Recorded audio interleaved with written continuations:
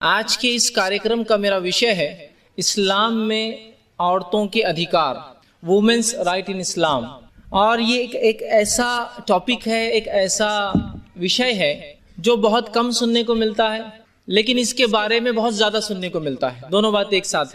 विषय पर कम लोग बोलते हैं, लेकिन चर्चा में ये बात हमेशा रहती है कि मुसलमानों में ऐसा, इनके पास जो है इनके अधिकार नहीं है, या स्त्रियों के इनके पास क्या अधिकार है, लोग क्वेश्चन करते हैं। और इस कार्यक्रम से पहले मैंने एक इंटरव्यू दिया था न्यूज़पेपर में, जो कुछ लोग इंटरव्यू लेने आए थे जिनको अचंभा लगा, वो अचंभित हो गई कि ऐसा भी कोई कार्यक्रम हो सकता है क्या कि मुसलमान आपस में औरतों के अधिकार डिस्कस करें या उनके क्या अधिकार हो सकते हैं। और जब मुझसे वो इंटरव्यू लेने आए तो कहा सर एक बॉटम लाइन बात करता हूँ, एकदम बिल्कुल। तो मैंने कहा बिल्कुल आप शुरू हो जाइए, जो आपको कहना है मैं सुनने को तैयार हूँ। तो कहा मुझे तो सिर्फ ये लगता है कि मुसलमान औरत को बुर्का पहनाकर घर में रख दिया जाता है, इसके अलावा कोई अधिकार है? तो कहा जब मेरे जैसे व्यक्ति के जहन में ऐसी बातें हैं कि इस्लाम में क्या अधिकार है, तो आम लोगों की क्या धारणा होंगी, तो वो आप सोच लीजिए। मैंने कहा बात सही है। गलती तो कहीं ना कहीं हमारी भी है कि अगर कोई हम पर इल्जाम लगा रहा है तो हमारा भी काम है उस मिसकंसेप्शन को क्लियर करना चाहिए। ये हर बार जरूरी नहीं है कि कोई हम पर इल्जाम लगा और हम उससे क्लियरिफिकेशन देते रहें, लेकिन कुछ समय ये जरूरी भी हो या अनिवार्य भी कि हम कुछ चीजों को जो बहुत ज्यादा बढ़ती है उसका जवाब भी देने का हम कोशिश करें। ठीक, तो बहरहाल उसी की एक कोशिश में ये भी एक कोशिश है कि मैं आपके समक्ष कुछ बातें इस्लाम में स्त्री के अधिकार रखने की कोशिश करूंगा। इस्लाम दुनिया का दूसरा बड़ा धर्म है। धरती पर रहने वाले लोगों में से हर 5 व्यक्ति में से एक व्यक्ति मुस्लिम है, लेकिन इस्लाम एक ऐसा धर्म है जिसके बारे में लोगों को सबसे ज्यादा गलत धारणा है, मिसकंसेप्शन है। धर्म तो बहुत बड़ा है, लेकिन गलत धारणाएं भी लोगों ने इतनी इस धर्म के साथ जुड़ा रखी है कि जिसकी कोई हद नहीं, जिसकी कोई लिमिटेशंस नहीं, या जिसको डिफाइन करना ही मुमकिन नहीं है। तो बहुत ज्यादा गलत धारणा इसके बारे में होती है। हालांकि सच्चाई तो ये है, सत्य तो ये है कि इस्लाम अरबी भाषा का शब्द है, जिसको अगर अनुवाद हिंदी भाषा में किया जाए तो इसका अर्थ होता है शांति, या ये अरबी भाषा के लफ्ज सलाम या सिल्म से निकलता है। सलाम का अर्थ होता है शांति और सिल्म का अर्थ होता है एक सत्य ईश्वर अल्लाह के सामने बिना किसी शर्त के नतमस्तक हो जाना, झुक जाना। तो अगर इस्लाम क्या है मैं आपसे कहूं तो यह होगा, एक आदमी जो एक सत्य ईश्वर अल्लाह के सामने बिना किसी शर्त के नतमस्तक हो जाता है, झुक जाता है और झुककर शांति को प्राप्त करता है, उसको इस्लाम कहते हैं। और ऐसा व्यक्ति जो ये कार्य करता है उसे मुस्लिम कहते हैं। जो एक सत्य ईश्वर के सामने झुक जाता है, नतमस्तक हो जाता है, झुक जाता है कि तू जो कहेगा मैं करूंगा, उसे मुस्लिम कहते हैं। अब वो धर्म जिसका नाम ही शांति हो, क्या ऐसा हो सकता है कि वो अपने मानने वालों को अशांत कर दे? और औरतों को, जो कि मुस्लिम समाज का आधे से ज्यादा हिस्सा है, अल्हम्दुलिल्लाह तमाम प्रशंसा ईश्वर के लिए है कि मुसलमानों में भ्रूण हत्या तो होती है, स्त्री भ्रूण हत्या उतनी नहीं है जितनी दूसरों में होती है, तो हमारे पास 50% ज्यादा जो औरतें हैं। तो क्या ऐसा हो सकता है एक धर्म अपने मानने वालों को, जो कि मर्दों से, पुरुषों से भी ज्यादा है, उनको ऐसा कर दे कि उनकी कोई अधिकार ना रखे और उनकी शांति को छीन ले? ये नहीं हो सकता है। जो धर्म शांति का है वो ऐसा हो ही नहीं सकता किसी की शांति को छीन ले, और स्त्रियों की ऐसा हो नहीं सकता। तो इस बात को हमको समझने की थोड़ी जरूरत है। इस्लाम और प्रेषित मोहम्मद सल्लल्लाहु अलैहि वसल्लम, इन पर ईश्वर की शांति और कृपा हो, जो कि अंतिम दूत थे, जो मानवता के लिए भेजे गए थे, सिर्फ मुसलमानों के लिए नहीं थे ये दूत, जो मानवता के लिए भेजे गए थे। तो इस्लाम ने और प्रेषित मोहम्मद ने जितने अधिकार औरतों को आज से 1450 वर्ष पूर्व दिए, मोटी भाषा में कहूं तो 1500 साल पूर्व जो अधिकार दिए, वो अधिकार मैं कह सकता हूं कि किसी समाज, किसी सभ्यता और किसी धर्म ने नहीं दिए। आज से 1450 वर्ष पूर्व, और जितनी बातें मैं अब रखूंगा वो उसी काल की होंगी, और आप उससे जज कर लेना कि वो मॉडर्न है या आउटडेटेड है। तो 1450 वर्ष पूर्व जो अधिकार दिए, जो बातें, जो राइट्स उनको बताए, वो राइट्स किसी समुदाय, किसी जाति और किसी धर्म ने नहीं दिए, इतने दिए। लेकिन उसके बाद भी पश्चिम, वेस्ट ने इस तरह से बताया कि मुसलमानों में तो कोई अधिकार है ही नहीं दिए गए जो औरतों को। और वो ये बात इतने बार दोहराता है, या वेस्ट इतने बार चिल्लाता है कि बार बार चिल्लाने के बाद हमने भी उसको सच समझ लिया, हाँ नहीं है, इस्लाम नहीं देते कोई अधिकार मुसलमान। ठीक, और इतने बार ये प्रश्न पूछा गया कि कभी कभार होता नहीं, एक आदमी को बार बार भी यह प्रश्न करे तो वो चिढ़ जाता है उसको। इतने बार प्रश्न किया जा रहा है, किसी को इंतजार नहीं। तो वेस्ट ने जो है बहुत इसके बारे में जो गलत धारणाएं फैलाई। हालांकि पश्चिम में, वेस्ट में औरतों को बहुत अधिकार है। ये अधिकार औरतों ने हासिल किए हैं, वहां कुछ दिए गए, बाकी उनको प्राप्त करना पड़े, लेना पड़े मर्दों से वहां। और ये अधिकार लेते लेते, लेकिन एक बात तो कहूंगा, औरत बहुत कुछ पश्चिम में खो चुकी है, बहुत कुछ खो चुकी है, अपना कल्चर खो चुकी है, अपना जो है मदरहुड खो चुकी है वो एक तरह से। अपनी शनाख्त और अपनी पहचान खो चुकी है सिर्फ अधिकारों को लेने के अंदर, और बहुत कुछ उसने गंवा दिया, बहुत कुछ गंवा दिया। हालांकि उसको अधिकार मिले लेकिन गंवा दिया। इस्लाम में औरतों को क्या अधिकार है? मैंने जब इस भाषण का आरंभ किया तो कुरान की एक आयत आपके सामने पढ़ी, जो कि कुरान का सूरा नंबर 4 अध्याय नंबर 4 उसकी आयत नंबर 124 124 थी, जिसका अर्थ देखिए क्या था जो मैंने पढ़ी थी। वमन यअमल मिनस्सालिहाति मिन ज़करिन औ उन्सा वहुवा मुमिनुन, कि जो कोई अच्छे कार्य करे, जो कोई अच्छे कर्म करे, चाहे वो पुरुष हो या चाहे वो स्त्री हो, वह हुआ मोमिनुन, और वह आस्था रखता हो एक सत्य ईश्वर अल्लाह में, तो उसके लिए ईश्वर कह रहा है, कुरान में अल्लाह कह रहा है फउलाइका यदखुलूनल जन्नह, तो वो जन्नत में दाखिल होंगे, तो वो स्वर्ग में जाएंगे। ये नहीं कहा कि जो अच्छे पुरुष है वो जन्नत में जाएंगे, स्त्रियों का कोई मुकाम नहीं जन्नत में, या पुरुष जन्नत में जाएंगे स्त्री वहां दासी बनकर रहेंगी, नहीं। कहा जो कोई अच्छे कार्य करेगा, चाहे पुरुष हो चाहे स्त्री हो, तो वो जाएंगे जन्नत के अंदर, स्वर्ग के अंदर रहेंगे। वला युज़लमून नक़ीरा, और जर्रा बराबर भी उनका हक नहीं मारा जाएगा जो कुछ कार्य करके आएंगे। तो कैसी बात कही। मुझसे पहले जो कुरान का पठन, जो खिरत आपके सामने की गई, उसके अंदर भी एक आयत रखी गई थी। वो आयत जो है, उस आयत के अंदर भी जो है ये बात आपके सामने आई कि कुरान में कहा कि मोमिन मर्द जो है, मुस्लिम मर्द और मुस्लिम औरतें, और जो मोमिन मर्द और मोमिन औरतें, पूरा एक पूरा ब्यौरा आया है कि कौन कौन की आस्थावान मर्द, आस्थावान औरतें, जो सदका देने वाले मर्द, सदका देने वाली औरतें, जो है रोजा रखने वाले, जो है उपवास रखने वाले मर्द और उपवास रखने वाली औरतें, अगर ये सब करते हैं तो इनके पास, अल्लाह के पास बहुत क्षमा और जो है एक बड़ा अज्र जो है रखा गया है। तो यहाँ ये नहीं कहा कि सिर्फ पुरुषों के बारे में, स्त्री के बारे में भी उसके बाद जो है अरबिक में जो है फेमिनान और मस्कुलिन दोनों जेंडर से एक के बाद एक इस्तेमाल हुए, उसका प्रयोग हुआ है। तो ये भी बता रहा है, ये उदाहरण बता रहा है, कुरान की ये आयत, ये श्लोक बता रहा है कि औरतों के अधिकार है। तभी तो ये बात कही जा रही है कि जो दोनों स्वर्ग में जाएंगे। ये नहीं कहा कि सिर्फ जो मर्द जो है स्वर्ग में जाएंगे। लेकिन पश्चिमी मीडिया ने इस्लाम के बारे में और औरतों के अधिकार के बारे में इतना कुछ जो है बताया है, या ऐसा बताया है कि मुसलमान अधिकार नहीं देते, इस्लाम में कोई अधिकार नहीं, कि हम लोग ये समझ बैठे, अफसोस की बात है ऐसा है। और अगर पश्चिमी मीडिया को, वेस्टर्न मीडिया को मान लिया जाए तो फिर तो बहुत बड़ी गलती हो जाएंगी हमसे, और फिर सच्चाई के खिलाफ बात को हम मानने लग जाएंगे, सत्य के खिलाफ हम जो है काम करने लग जाएंगे। हालांकि इन पश्चिमी देशों में औरतों की आजादी के नाम पर, औरतों के लिबर्टी के नाम पर जो कुछ किया गया, वो खूबसूरत लेबल लगाकर इनके जो है आत्मा से और इनके शरीर से खिलवाड़ किया गया और खिलवाड़ किया जा रहा है इस नाम पर कि आजादी, फ्रीडम, एंजॉय, लिबर्टी, और ये नाम पर जो कुछ हो रहा है, क्या हो रहा है आपको सब पता है कि एक ऐसा व्यक्ति जो कुछ संस्कार रखता है, वो पश्चिमी मीडिया या चैनल को देखना ही पसंद नहीं करता है, इसलिए कि उसके संस्कार इसकी आज्ञा अनुमति नहीं देते कि इस किस्म की औरत के साथ जो सलूक किया जा रहा है, कि हालत ये है कि प्रोडक्ट मर्द के लिए है, एडवर्टाइजमेंट औरत करती है। क्या यही जो उसका अधिकार है? ये अधिकार के लिए आपने उसको फ्रीडम दिया है? ये तो उसके रूह के साथ और उसके जिस्म के साथ, उसकी आत्मा के साथ, उसके शरीर के साथ खिलवाड़ किया गया और एक खूबसूरत लेबल दे दिया गया, एक ब्यूटीफाइड लेबल दे दिया गया, फ्रीडम एंड लिबर्टी, ठीक। और इसके नाम पर जो है औरतों का शोषण किया गया, उनका मिसयूज किया गया, उन्हें इस्तेमाल की चीज बना दिया गया है। इस्लाम ऐसे अधिकार नहीं देता है, वह ऐसे अधिकार देता है जो मानवीय है, जिसमें संस्कृति होती है, कल्चर्ड एक अधिकार होते हैं। तो बहरहाल इस्लाम बहुत सारे अधिकार जो औरतों को देता है। इससे पहले कि मैं इस विषय की तरफ बढ़ूं, ये बात बता दूं कि मुसलमान समाज बहुत सारे जातियों में और बहुत सारे अलग अलग कल्चर्स में रहता है और पाया जाता है। मुसलमान समाज को एक ऐसी कौम नहीं जो एक किसी समुदाय या एक किसी मुल्क में बसती है। मुख्तलिफ कल्चर से बहुत सारे अलग अलग जगहों पे मुसलमान बसते हैं, हर कल्चर के अपने ट्रेडिशंस हैं, बहुत उसमें बसते हैं, और बहुत से ऐसे कल्चर्स में मुसलमान जो है समाजों में विभाजित है। अगर इन समाजों को देखकर अंदाजा लगाए कि मुसलमान अपने स्त्री को अधिकार देते या नहीं देते हैं, तो फिर तो हम गलत जो है रिजल्ट पर, कंक्लूजन पे पहुंच जाएंगे, गलत कंक्लूजन में पहुंच जाएंगे। हमें यह देखना होगा कि जब अधिकार की बात हो रही है तो धर्म क्या अधिकार देता है, ये नहीं कि मुसलमान क्या अधिकार देते हैं। समझ रहे बात को? जैसे कि गवर्नमेंट ऑफ इंडिया ने लॉ बनाया, और लॉ के अंदर, इंडियन गवर्नमेंट लॉ के अंदर सारे मानव बराबर है, कोई ऊंच नीच नहीं, कोई जात पात नहीं। बात सही है? लोग कितना फॉलो करते हैं एक सेकेंडरी बात है, लेकिन उनके उस अमल ना करने से, उस चीज पर, उस लॉ को अपने ऊपर जो है लागू ना करने से आप लॉ को बुरा नहीं कह सकते। मानने वालों कह सकते कि वो इंप्लीमेंट नहीं करते, वो उस पर चलते नहीं। तो उसी तरह धर्म ने जो है बताए बहुत सारी बातें। अगर लोग नहीं देते हैं तो आप अगर उसका एग्जाम्पल ले लेंगे कि एक आदमी जो कि पठानी ड्रेस पहना हुआ है और एक औरत को बुरखे में मार रहा है, हाँ देखो ये मुसलमान है, ये कल्चर है, और ये स्त्री का इनके पास मुकाम है और ये अधिकार है, इतना वो करते हैं। हमको ये भी नहीं पता हो किसने फिल्म आया, वो कोई पिक्चर का वो है या कोई एडवर्टाइजमेंट है या कोई रियल फैक्ट है, या किसी ने बस मुसलमानों को बदनाम करने के लिए कर दिया, हमने बस उसको देख लिया, कहा हाँ मुसलमान के पास कोई अधिकार नहीं है। कैसे?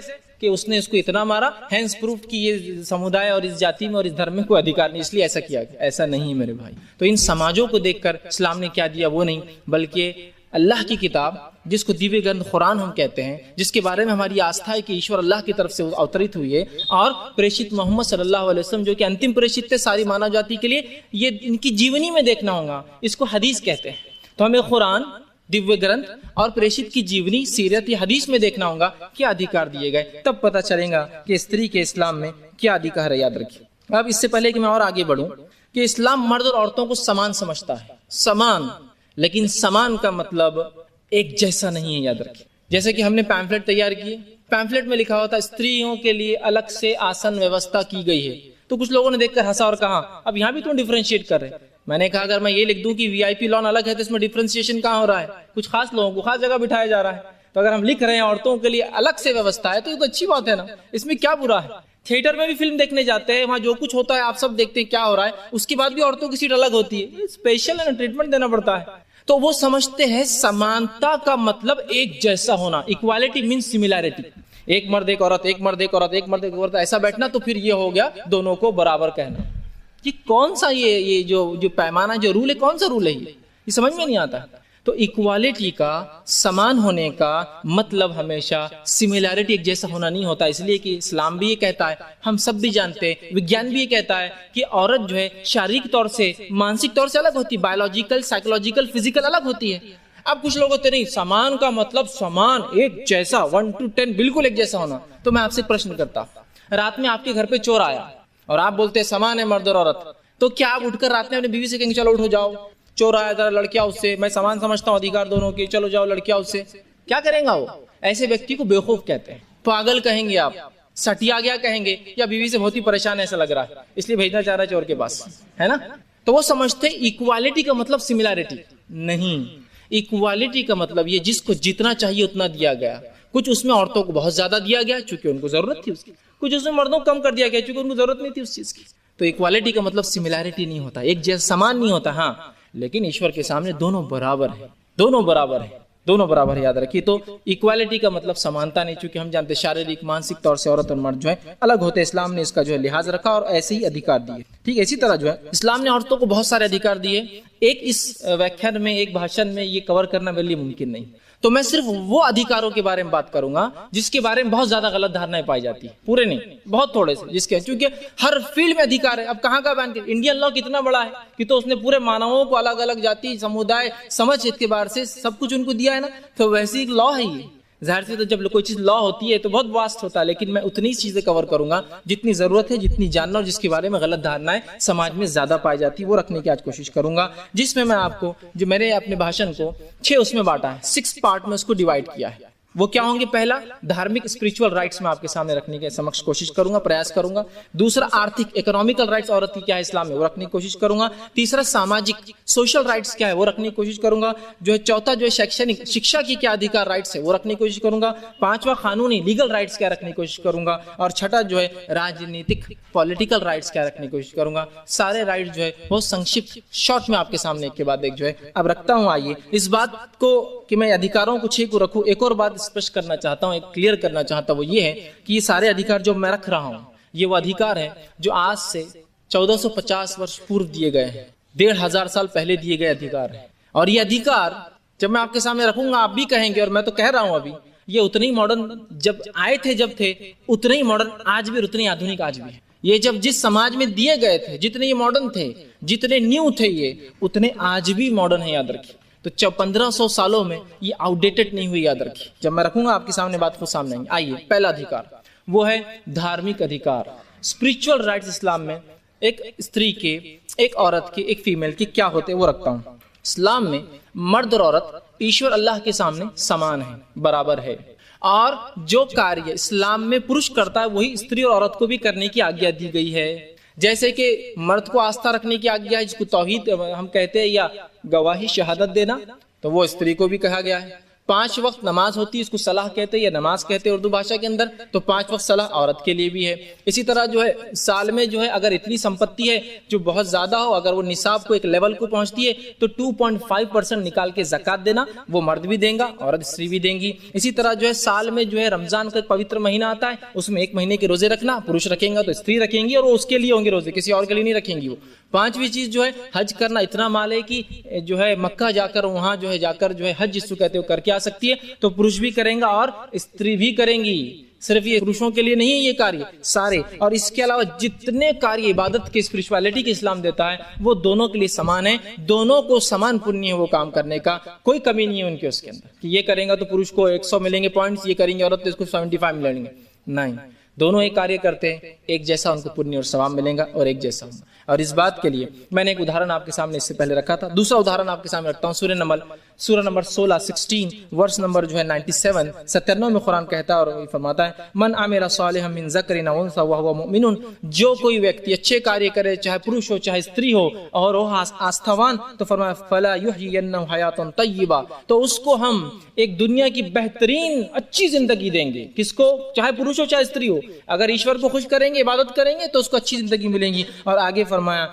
वलनज़्ज़ियन्नहुम अजरहुम बिअहसनि मा कानू यअमलून, और मृत्यु के बाद उनके लिए बहुत अच्छा अज्र, बहुत पुण्य जो ईश्वर के पास रखा। तो यहाँ भी देखिए पुरुष और स्त्री को एक जैसा बताया। इसी तरह कुछ लोगों की ऐसी धारणा थी कि औरत मनहूस होती है, लोगों की कह रहा हूँ, ठीक, मनहूस होती है, उसको अकल नहीं होती, बेवकूफ होती है। हालांकि गलत बात है, हम जानते हैं औरतें मर्दों से भी कई बार होशियार होती है, बेवकूफ होती है, मनहूस होती है, अपवित्र होती है औरत जात, ठीक, शैतान की पैरोकार होती है और जन्नत से निकालने की वजह बनी। इस्लाम की ऐसी कोई आस्था नहीं, याद रखिए, इस्लाम की ऐसी कोई आस्था नहीं है कि जन्नत से निकलने की वजह जो है हव्वा बनी, ऐसी कोई इस्लामी आस्था नहीं है, याद रखिए। आगे मैं बात को जो रखूंगा।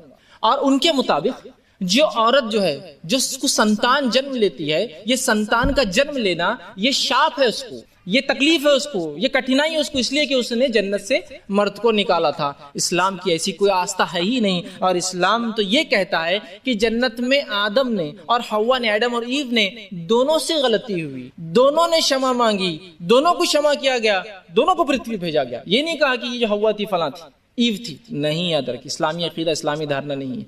ना इस्लाम कहता औरत मनहूस है, ना बेवकूफ है, ना जो है वो जो है अपवित्र है, और ना ही जो है वो जन्नत से निकालने कोई कारण है। इस्लाम ने तो उसको मोहसिना कहा, नेकी की तरफ बुलाने वाली कहा। इस्लाम ने तो जो बच्चा जन्म ले रहा है उस जन्म की कठिनाइयों की वजह से माँ का दर्जा, माँ का मर्तबा, माँ का मुकाम तो 3 दर्जे बाप से बढ़ा दिया ऊंचा। तो इस्लाम की धारणा नहीं, याद रखिए। लेकिन वेस्टर्न कल्चर ने चूंकि इस चीज को माना, चूंकि उनके पास ये सब चीजें हैं, उनको लगा हाँ इस्लाम में भी ऐसे ही होगा, तो लिहाजा वो यही समझते हैं। तो ये थे कुछ अधिकार जो धार्मिक है और दोनों इस मामले में बराबर है, कहीं ऊंच नीच नहीं। आइए दूसरे अधिकार, वो आर्थिक, इकोनॉमिकल। इस्लाम क्या इकोनॉमिकल राइट्स देता है? इस्लाम में एक बालिग, वयस्क, एडल्ट फीमेल, वयस्क जो है औरत, संपत्ति खरीद सकती है, बेच सकती है, रख सकती है, जो चाहे कर सकती है, चाहे विवाहित हो चाहे अविवाहित हो, बगैर अपने बाप से पूछे, बगैर अपने पति से पूछे, बगैर अपने बेटे से पूछे, बगैर अपने भाई से पूछे, किसी से उसको आज्ञा लेने की जरूरत नहीं। वो उसकी मालिक है, संपूर्ण कंप्लीट ओनर है, चाहे तो सेल करे चाहे तो रखे। और ये 1450 वर्ष पूर्व के अहकाम बता रहा हूँ, ये जो है अधिकार जो बता रहा हूँ आज के दिए हुए नहीं मुसलमानों के, ये उस जमाने में दिए गए जिस जमाने में औरत को इस्तेमाल की चीज समझा जाता था, औरत को बेचा जाता था। और कुछ कंट्रीज में, कुछ देशों में तो औरत करेंसी के तौर पर, कि इतना सामान दो इतनी औरतें लो हमसे। उस समय प्रेषित मोहम्मद ने औरतों को जमीन से लेकर आसमान पर उठा दिया, ऊंचा कर दिया उनका दर्जा, और कहा कि तुम सब कुछ कर सकती हो। एक बालिग और वयस्क औरत सब कुछ कर सकती है बगैर उसे किसी से पूछे। वो अपने पैसों के भी ऐसी अधिकार रखती है, वो चाहे तो अपना पैसा कहीं भी खर्च करे, उससे कोई पूछ नहीं सकता, याद रखिए। उसको किसी से आज्ञा की जरूरत, अगर वो उसका है तो वो मालिक। हाँ, इस्लाम ये जरूर कहता है कि सही जगह खर्च करना चाहिए, लेकिन वो पूरी उसकी मालिक है। जैसा एक मर्द मालिक होता है, औरत भी इस्लाम में पूरी मालिक होती है। जबकि ये मालकी हक का इख्तियार ब्रिटिशर्स ने 1870 में अपनी औरतों को दिया, ये अधिकार 1870 के अंदर, और भारतवर्ष में तो पिछली सदी में मिले अधिकार।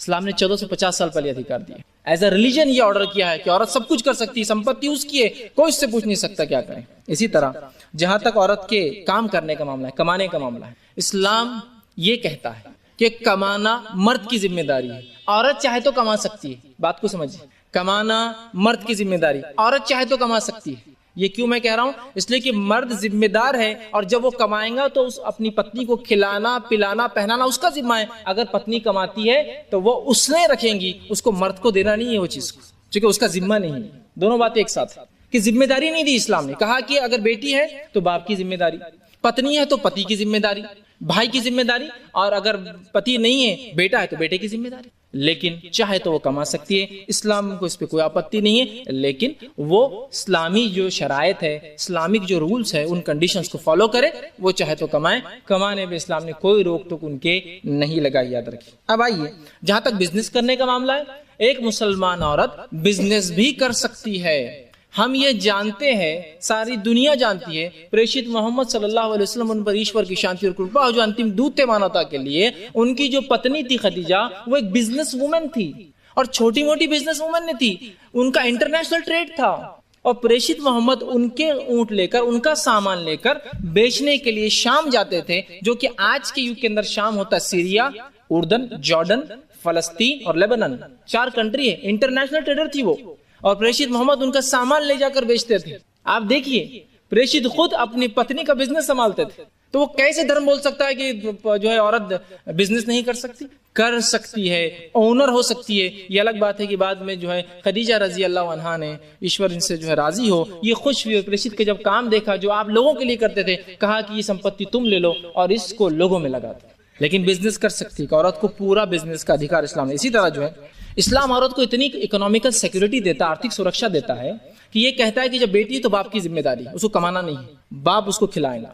अगर पत्नी है तो पति की जिम्मेदारी है, वो कर ले काम अलग बात है, लेकिन पति उसको खिलाएगा। या अगर वो ना हो तो उसका बेटा उसको वो करेगा, उसका भाई उसको संभालेगा। तो इतनी इकोनॉमिकल सिक्योरिटी दी है। शादी, जब विवाह होता है तो इस्लाम कहता है कि औरत को कुछ दिया जाएगा, औरत को कुछ दिया जाएगा, और उस देने को कहते महर कहते अरबी भाषा में, कि जब शादी तय होती विवाह तो लड़का लड़की को कुछ देगा। लेकिन आज हम देखते हैं आज के समाज में, और सारे ही लोग आजकल इसमें हैं, लोग लड़की भी लेते हैं, जहेज भी लेते हैं, पलंग बिस्तर सब लिया जा रहा है। तेरा तो दूर, इस्लाम कहता दो, यहाँ सब लिया जा रहा है। तो इन जहेज लेने वालों को मैं अपनी भाषा में कहता हूँ, ये जो है मॉडर्न बेगर्स है, एकदम जदीद दौर की मॉडर्न भिखारी है ये। हर भिखारी की अलग किस्में होती है, मांगने का तरीका होता है, टाइप्स होते हैं। तो दिस आर मॉडर्न बेगर्स। इस्लाम कह रहा है दो, और ये कह रहे तुम दो, लड़की भी दो, जहेज भी दो, पलंग बिस्तर भी दो। ऐसी कौन सी दुकान है जब प्रोडक्ट भी खरीदा जाता है और उससे पैसे भी लिए जाते हैं? ये प्रोडक्ट भी दो, कितने का? 100 रुपए, 100 रुपए भी दो उसके, हम इतने दूर से 60 रुपए किराया, रिक्शे की भी किराया दो, और ये भी दो। दुनिया में कहीं भी नहीं होता ऐसा। तो इस्लाम ने भी कहा ऐसा ही है, तुमको देना है लड़की को। कितनी इकोनॉमिकल सिक्योरिटी है। शादी हो रही तो उसको मेहर दो, उसको कुछ पैसे दो उसके बदले, ठीक है। और जो है इसके बाद जो है इस्लाम जो है ये कहता है कि अगर औरत कमाती है तो इसकी कमाई पे किसी का अधिकार नहीं है सिवाय उस औरत के। उसका पति, उसका बाप उससे कुछ भी नहीं ले सकता उसमें से ज्यादा। कमाती है अगर तो ये नहीं बोल सकता पति तुम भी तो कमाते 20,000, चलो क्या करते, नहीं, इसलिए कि जिम्मेदारी उसकी नहीं। इसलिए मैंने शुरू में कहा था। तो कितना फायदा औरत को कि वो कमा भी रही है और पति को जिम्मेदारी उठाना है उसकी। ये अलग बात है, बीमार है, मजबूर है, तो फिर इस्लाम कहता है खर्च करो। वो भी तो मर्जी है ना, जो चाहे करेंगी। तो पति पे भी खर्च कर सकती है, बच्चों पे, लेकिन उसके लिए अनिवार्य कंपलसरी नहीं, ये बात याद रखिए, ठीक है। इसी तरह जो है औरत अगर उसका बाप मर जाता है, देहांत हो जाता है, बेटे का देहांत हो जाता है, पति का, तो उसको जायदाद संपत्ति में हिस्सा मिलता है, विरासत में हकदार होती है, और कंप्लीट माल की हक के साथ। किसी को उसको जरूरत नहीं बताने की क्या करना और क्या नहीं करना है। इसी तरह तीसरे अधिकार जो इस्लाम, जो मैं आज आपके सामने समक्ष रखूंगा, सामाजिक सोशल अधिकार इस्लाम क्या देता है। आइए उसके बारे में कुछ बातें रखता हूँ। सोशल अधिकार, सामाजिक अधिकारों को मैंने 3 हिस्सों में बांटा है। औरत के 3 जो फेजेस होते हैं लाइफ के, उसमें बेटी के नाते, माँ होने, बीवी होने के नाते, पत्नी, और जो है उसके बाद जो है माँ होने के नाते, ठीक है। 3 मैं अधिकार रखूंगा क्या देता है, क्योंकि इतना समय नहीं कि सारे अधिकारों को फूफी और खाला और बहन और ये सब। 3 अधिकार से, क्योंकि मेन 3 ही लाइफ के फेज होते हैं। एक वो जब बाप के पास होती है, बेटी होती है, एक जब उसका विवाह हो जाता है, पति के घर जाती है, और एक वो जो है माँ बनती है जब उसके बच्चे हो जाते हैं। तो 3 अधिकार रखता हूँ। सबसे पहले बेटी के बारे में इस्लाम ये कहता है कि बेटी और बेटे को इस्लाम समान मानता है, और बेटा या बेटी को जन्म से पहले कत्ल करने को बुरा मानता है और बेटी की कत्ल करने को घोर पाप मानता है। स्त्री भ्रूण हत्या को इस्लाम घोर पाप मानता है, याद रखिए। और ये बात आज की नहीं है, 1450 वर्ष पूर्व कुरान के अंदर एक वाणी उतरी थी जो सूरह तकवीर अध्याय नंबर 81 उसका श्लोक आयत नंबर 8 से लेकर 9 है। वइज़ल मऊदतु सुइलत बिअय्यि ज़ंबिन क़ुतिलत, कि उस रोज जिस रोज अंतिम प्रलय के बाद एक डे ऑफ जजमेंट होगा, मानवता ईश्वर के सामने खड़ी होंगी, उस बच्ची से ईश्वर प्रश्न करेगा कि तुझे किस जुर्म में तेरे माता पिता ने कत्ल किया। वो बच्ची जो अजन्मी थी, वो बच्ची जो जन्म के बाद जो है मारी गई, ईश्वर उससे पूछेगा बिअय्यि ज़ंबिन क़ुतिलत, तुझे किस जुर्म में कत्ल किया तेरे माता पिता ने। उस बच्ची से प्रश्न करेंगे, इसलिए कि ईश्वर पसंद भी नहीं करेगा उसके माता पिता से बात करना। स्त्री भ्रूण हत्या को इस्लाम ने घोर पाप माना, याद रखिए। आज से नहीं, ये उस समय की बात कर रहा हूं जो प्रेषित के दौर में समय में बच्चियों को जिंदा होने के बाद दफना दिया जाता। क्यों? इसलिए कि उस जमाने मॉडर्न टेक्नोलॉजी नहीं थी ऐसा हम इस्तेमाल करते कि पहले मालूम करके कत्ल कर दो, तो मालूम होने के बाद करते थे वो कत्ल। एक ही बात है, चाहे पैदाइश से पहले कीजिए बाद में कत्ल कत्ल है, याद रखिए। तो इस्लाम कहता है ये घोर पाप, घोर पाप। और आज हम देखते हैं कितना हमने स्त्री को कत्ल किया, स्त्री भ्रूण हत्या को इतना मामूली समझ लिया कि भारत पृथ्वी का एक ही ऐसा देश है जिसके अंदर मेल पॉपुलेशन ज्यादा फीमेल से, 1000 मेल के लिए 927 फीमेल है। क्या रेशो ये खतरनाक, इसको अंदाजा नहीं लगा सकते। 1000 मर्दों के लिए 927 जो है औरतें हैं। लोग तो बड़ी बातें करते हैं, माँ के प्रेम की बातें करते हैं, बहन के प्रेम की बात करते हैं, दादी के दुलार की बात करते हैं, नानी के दुलार की बात करते हैं। पैदा होंगी तो ये सब बनेंगी ना, पैदा होंगी तो नानी बनेंगी, दादी बनेंगी, पत्नी बनेंगी, वो सब चाहिए। पैदा नहीं होने देने का है, लेकिन दूसरे के घर से ले लेंगे दुलार प्यार हम सब। कैसा अजीब है। स्त्री भ्रूण हत्या को इस्लाम कंडेम करता, घोर पाप मानता है। इसी तरह इस्लाम तो बेटा और बेटी की पैदाइश की खुशी में अंतर को भी जो है बुरा मानता है कि दोनों में अंतर किया जाए। और मैं तो ये तक कहता हूं कि अगर बेटी की पैदाइश पे कोई लड्डू बांटे और बेटे की पैदाइश पे पेड़े बांटे तो उसने भी जुल्म किया उसके ऊपर। क्यों एक हल्की मिठाई लड़की के लिए और क्यों एक अच्छी मिठाई लड़के के लिए? दोनों के लिए बराबर बंटना चाहिए, चाहे दोनों के लिए लड्डू बांटो, दोनों के लिए पेड़े बांटो। क्यों एक हल्की मिठाई? तो मैं तो कहता हूं ये भी जुल्म है, ये भी गलत है कि कोई ऐसा करे। प्रेषित के दौर में एक व्यक्ति को प्रेषित ने कहा, मुस्नद अहमद, प्रेषित की जो बातें होती है, वचन होते हैं, इसको हदीस बोलते हैं अरबी भाषा में, उन वचनों को जमा करने की अलग अलग किताबें होती है। तो एक किताब इसका नाम मुस्नद अहमद है, उसके अंदर एक वचन आता है कि प्रेषित के पास एक व्यक्ति आया, कहा मुझे 3 लड़कियां हैं। तो कहा जिस किसी ने 3 लड़कियां उसके घर पैदा हुई, पालन पोषण किया, उनको संवारा, उनको संस्कार दिए और उनको शिक्षा दी और उसके बाद उनका विवाह कर दिया, वो स्वर्ग में जाएगा। एक व्यक्ति उठा, कहा प्रेषित 2 के लिए क्या बोलते हैं आप? तो कहा जिसने 2 के साथ भी किया वो भी स्वर्ग में जाएगा। एक अनुयायी प्रेषित कहते हैं, सहाबी कहते हैं, अगर प्रेषित से ये प्रश्न होता ना एक के बारे में तो यही जवाब देते उसके बाद। लड़की की पैदाइश को खुशखबरी दी जा रही है जन्नत और स्वर्ग की। यहाँ लोग चेहरा काला हो जाता है, लड़की पैदा हुई। इस्लाम उसका अधिकार देता है, कहता नहीं, जन्म लेना उसका जो अधिकार है उसका, और उसके बाद उसके साथ समानता वो किया जाए। हदीस में आता है प्रेषित के सामने एक व्यक्ति ने अपने बेटे को गोद में बिठाया, बहुत प्यार किया और उसको अपने गोद में बिठा लिया। उसकी बेटी आई, ऐसा नहीं किया। प्रेषित ने कहा, अरे तू जालिम है, अरे तू जालिम है, तू अत्याचारी है, तूने जो अपने बेटे के साथ किया वही अपनी बेटी के साथ भी तुझे करना चाहिए। कैसे इंसाफ की बात करता है इस्लाम। प्यार में भी कहता है दोनों को बराबर प्यार किया जाए। इतनी जो है इस्लाम जो है इनके अधिकारों की बात करता है बेटी। अब दूसरा फेस, बीवी होने के नाते क्या इस्लाम अधिकार देता है? इस्लाम से पहले लोग औरत को शैतान का साथी मानते थे, जन्नत से निकाले जाने का कारण मानते थे, बुराई की जड़ मानते थे। और क्या उनके साथ फिर सुलूक होता था। सभ्यताओं का अध्ययन कीजिए, रूमी सभ्यता हो, बेबीलोनियन सभ्यता हो, इजिप्शियन जो है सभ्यता, कोई सभ्यता उठा लीजिए इस्लाम से पहले क्या होता था। खुद अरब की सभ्यता जब प्रेषित मोहम्मद आए थे उस समय जिंदा काट दिया था लड़कियों को, ये हाल थी। तो जो है इस्लाम जो है बीवी को कहता है शैतान की साथी ने इस्लाम कहता बीवी को मोहसिना का लफ्ज दिया। प्रेषित मोहम्मद ने से मोहसिना का माना होता है नेकी की तरफ, अच्छाई की तरफ बुलाने वाली। एक अच्छी पत्नी को मोहसिना कहा, शैतान का साथी नहीं कहा, बेवकूफ नहीं कहा, आधा नहीं कहा, उसके अधिकार आधे नहीं कहे, कहा मोहसिना है, तुझे पाप से बचाने वाली, इसलिए कि विवाह करता है तो तू गलत काम नहीं करता है। मोहसिना कहा उससे बीवी होने के नाते। इसी तरह जो है विवाह शादी के लिए औरत को जो है कुछ देने का जो है वो किया कि उसको मेहर दिया जाए, ये नहीं कि उससे जो है जहेज लिया जाए। ठीक। तीसरा ये कहा कि औरत की आज्ञा, लड़की की इजाजत के बगैर उसका विवाह नहीं हो सकता। 1500 साल पहले जब औरत से ये सुलूक हो रहा था, प्रेषित ने कहा कि उसके आज्ञा, उसकी अनुमति के बगैर निकाह नहीं होता। और प्रेषित ने कहा 4 चीजें जब तक ना हो तो विवाह नहीं होता। पहला, वली का राजी होना, उसका जो है फादर जो वो भी राजी, ठीक, वो भी सहमति दे। दूसरा, ईजाब कबूल होना, लड़की लड़के को पसंद करे और लड़का लड़की को पसंद करे, ये भी कंडीशन है। तीसरा, मेहर तय होना, कुछ दिया जाना। और चौथा, 2 गवाह होना, 2 विटनेस होना। तो यहाँ लड़की की अनुमति के बगैर विवाह जो है उसका नहीं किया जा सकता है, याद रखिए। इसी तरह जो है सही बुखारी की एक वचन की किताब प्रेषित की जो हदीसें थे, वचन में उन्होंने कहा कि एक औरत है कहा, हे प्रेषित, मेरा विवाह मेरे बाप ने मेरी मर्जी के बगैर कर दिया था। प्रेषित ने कहा, अच्छा तेरी मर्जी के बगैर तेरे बाप ने कर दिया था, मैं तेरे विवाह को आज तोड़ देता। तोड़ दिया उसका विवाह। कहा यह हो ही नहीं सकता कि मर्जी के बगैर किसी के विवाह हो जाए।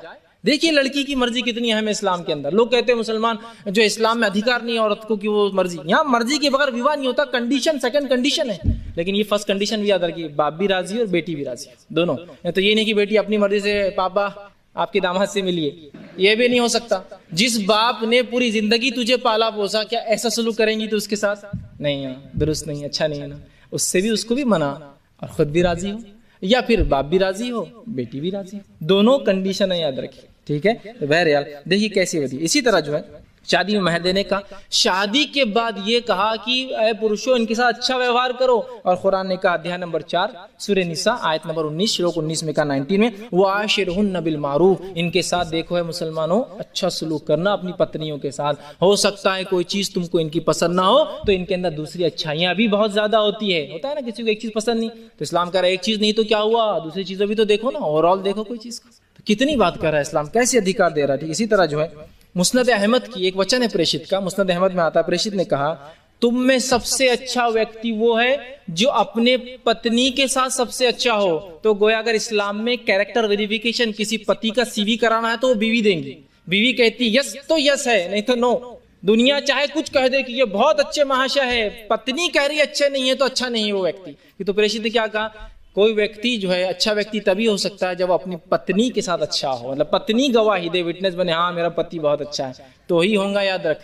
समझ रहा है बात को। इसी तरह जो है कुरान ने और प्रेषित मोहम्मद ने जो अधिकार औरतों को दिए उसमें यह भी है कि विवाह के बाद जो है कि कुरान ये कहता है कि औरत के बारे में, पत्नी के बारे में देखिए क्या कहता है। अध्याय नंबर 2 सूरह बकरा अध्याय नंबर 2 श्लोक 187 में कुरान कहता है आयत में, हुन्ना लिबासुल लकुम व अंतुम लिबासुल लहुन, तुम्हारी पत्नियां तुम्हारे लिए वस्त्र है और तुम उनके लिए वस्त्र हो। क्या अर्थ है इसका? इसका अर्थ ये जैसा कि एक वस्त्र, कपड़े इंसान के शरीर को छुपाते हैं, जो चीजें वो दिखाना नहीं चाहता उसको ढाक लेते हैं, उसके ऐबों को छुपा देते हैं, उसकी सौंदर्यता या खूबसूरती को बढ़ाते हैं, उसकी रक्षा करते हैं, उसी तरह पति पत्नी के लिए और पत्नी पति के लिए रक्षा करती है, सौंदर्यता बढ़ाती है, ऐबों को छुपाती है। दोनों को कहा ना, ये नहीं कहा कि मर्द उसके लिए लिबास है और पति को कुछ नहीं, पत्नी कुछ नहीं होती है, वो तुम्हारे लिए लिबास है और तुम उनके लिए लिबास। कैसी बात कही, दोनों को बराबर करार दे दी। ठीक, अब आइए तीसरा जो होता है माँ का फेज होता है। पत्नी के बाद वो माँ बनती है। माँ के बारे में तो मैं क्या कहूँ, इस्लाम तो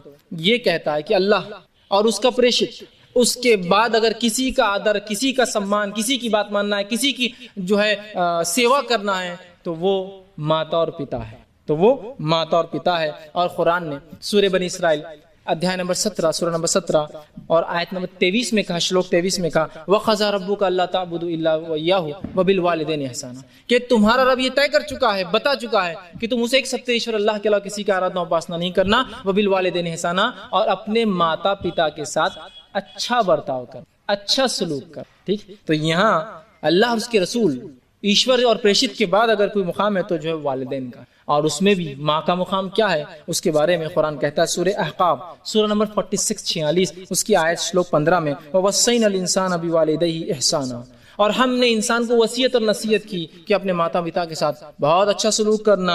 हमलतहु उम्मुहु करहन वज़अतहु कुरहा, और उसकी माँ ने बड़ी कठिनाइयों में उसको संभाल के रखा अपने कोख में, अपने पेट में। हमलतहु, और बहुत पैदाइश के वक्त कठिनाइयों को बर्दाश्त किया। वफ़िसालहु सलासून शहरा, और उसके बाद उसको दूध पिलाया।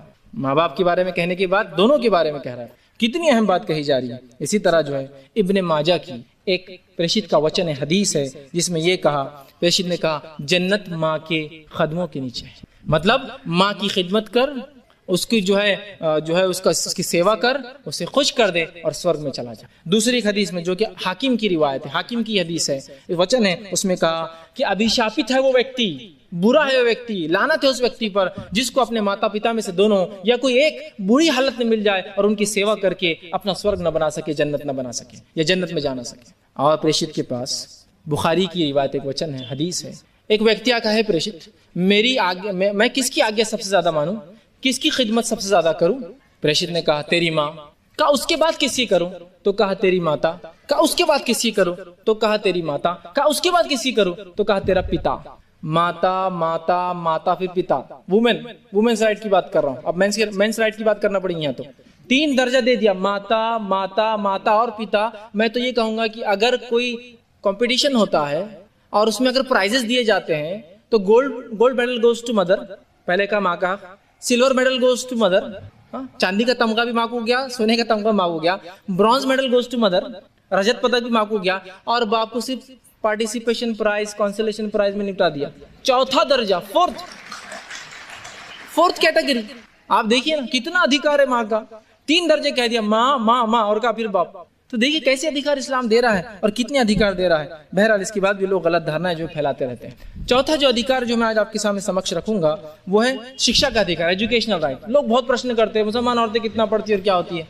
तो भाई अब देखिए शिक्षा की क्या अधिकार धर्म देता है। कुरान में अध्याय नंबर 96 उसका आयत नंबर 1 श्लोक 1 में कुरान ने कहा, इक़रा बिस्मि रब्बिकल लज़ी खलक़, पढ़ अपने रब के नाम से जिसने पैदा किया, जिसने तेरा निर्माण किया, पढ़ उस रब के नाम से। और ये आयत समान है मर्द और औरत के लिए, ये समान है पुरुष और स्त्री के लिए। ये नहीं कहा कि पुरुषों तुम पढ़ो जिसने तुमको रब ने पैदा किया, स्त्रियों तुम नहीं, सबके लिए आयत है। दूसरा, प्रेषित ने अपने वचन के अंदर हदीस में कहा, जो कि सही अल जामे की रिवायत है, इब्ने माजा के अंदर ये वचन आता है। आपने कहा तलबुल इल्म फरीज़तुन अला कुल्ली मुस्लिम, के ज्ञान का प्राप्त करना, इल्म का प्राप्त करना हर मुसलमान पर फर्ज अनिवार्य है। दूसरी एक हदीस में कहा तलबुल इल्म फरीज़तुन अला कुल्ली मुस्लिम व मुस्लिमतिन, ज्ञान का प्राप्त करना हर मुसलमान मर्द और मुसलमान स्त्री पर अनिवार्य है।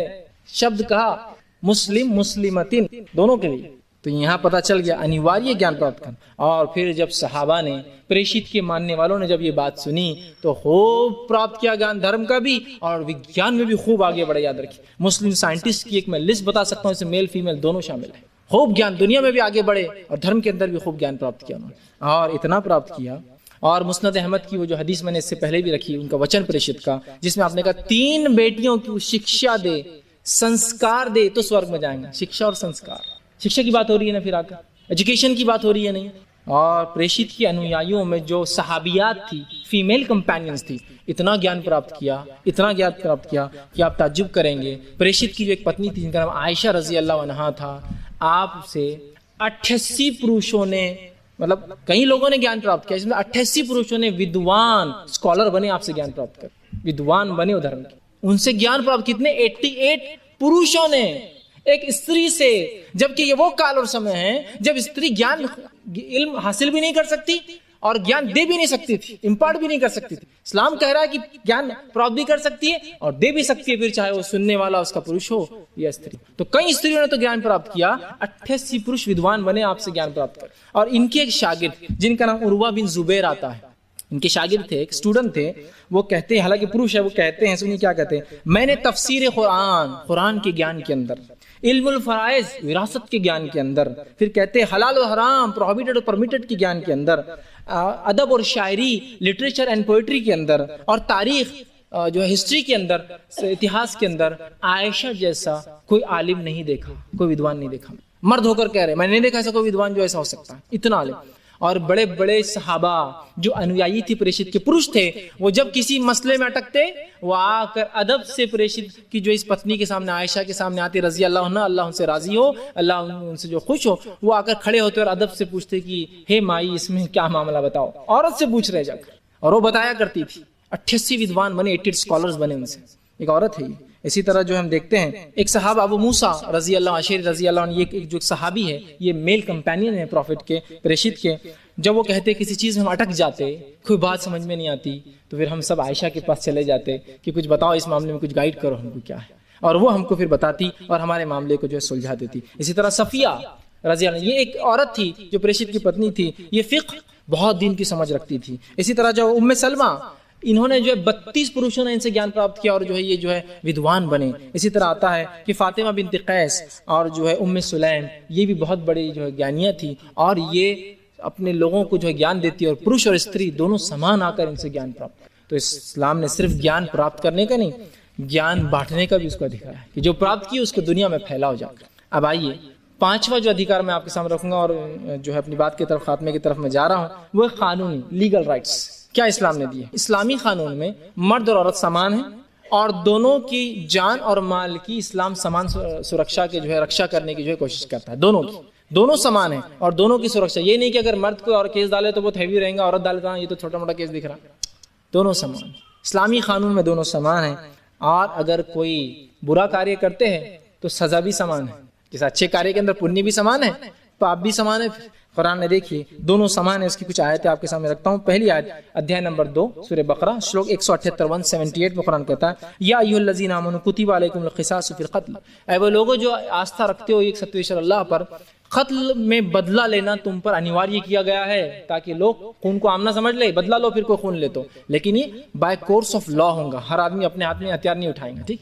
तो लिया करो इस मामले में। और फरमाया अल हुर्रा बिल हुर्री, और आजाद के बदले आजादी मारा जाएगा। ये नहीं कि कोई आजाद आदमी काम करे, उस जमाने में गुलामी थी और गुलाम बोलते मेरे गुलाम को मार दो, आजाद के बदले आजाद मारा जाएगा। फिर कहा वल अब्दु बिल अब्दी, और गुलाम के बदले गुलाम। ये नहीं कि ये गुलाम आप पसंद करते उसने कत्ल किया तो आप बोलेंगे दूसरा गुलाम मार दो उसके, नहीं, वो गुलाम के बदले उसको सजा मिलेगी। और फिर वल उन्सा बिल उन्सा, औरत के बदले औरत, समान है ना। ये नहीं कहा औरत है तो उसको भी मार दो, उसकी माँ को भी मार दो साथ में उसके, इसलिए कि दोनों जो औरत फला कर रहे हैं, या पुरुष है तो ये बड़ा है तो इसको छोड़ दो, छोटा है तो इसको करो, नहीं, समान है।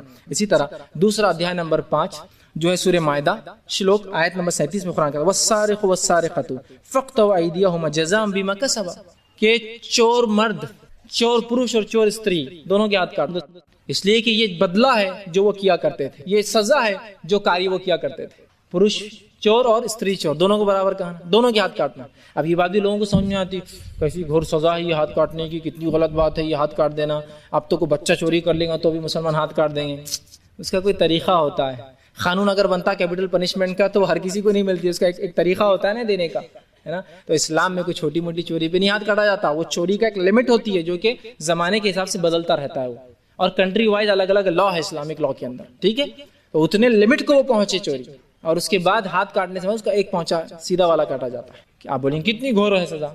हाँ, जब तुम्हारा सामान चोरी होता है ना, जिसकी वजह से लेने के देने पड़ जाते हैं, जब सोचते हो चोर मिल जाना गला दबा के मारूंगा उसको तो जान 2 बार लूंगा, 1 बार नहीं लूंगा मैं, कि तो मेरे इतने इंपॉर्टेंट डॉक्यूमेंट्स, इतनी मेहनत से कमाई हुई संपत्ति, इतने मेहनत से क्या हुआ खजाना उसने चोरी कर लिया, है ना। बुरा लगता है ना। इस्लाम कहता है हाँ बहुत बुरा काम है, काटोगे हाथ तो आइंदा कोई दूसरा चोरी करेंगे। कटा हाथ वाला आदमी घूमेगा, सबको पता चोर है, और आइंदा चोरी करे तो ये हाल होता है।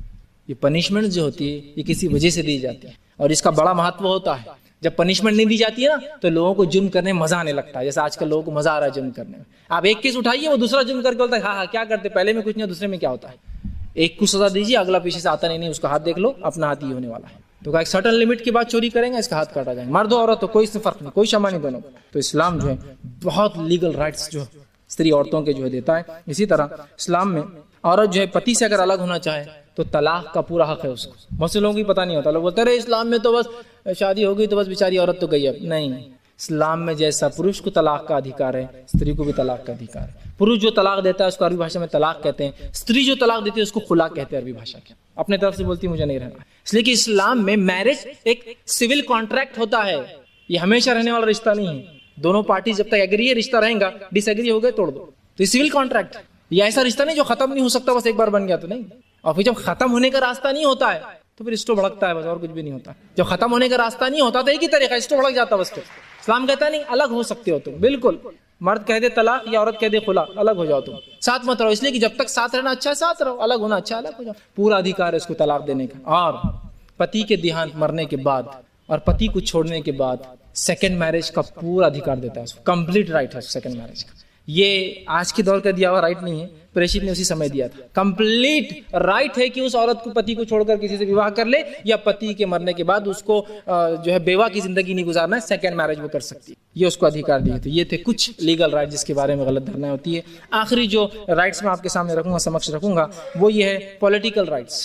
सियासी क्या अधिकार इस्लाम ने दिए, राजनीतिक क्या अधिकार इस्लाम ने दिए। सबसे पहली चीज कुरान का अध्याय नंबर 9 सूरह तौबा आयत नंबर श्लोक नंबर 71 में कुरान कहता है वल मुमिनूना वल मुमिनाती बाज़ुहुम औलिया बाज़ यामुरूना बिल मारूफी व यनहौना अनिल मुनकर। आयत आम है सबके लिए।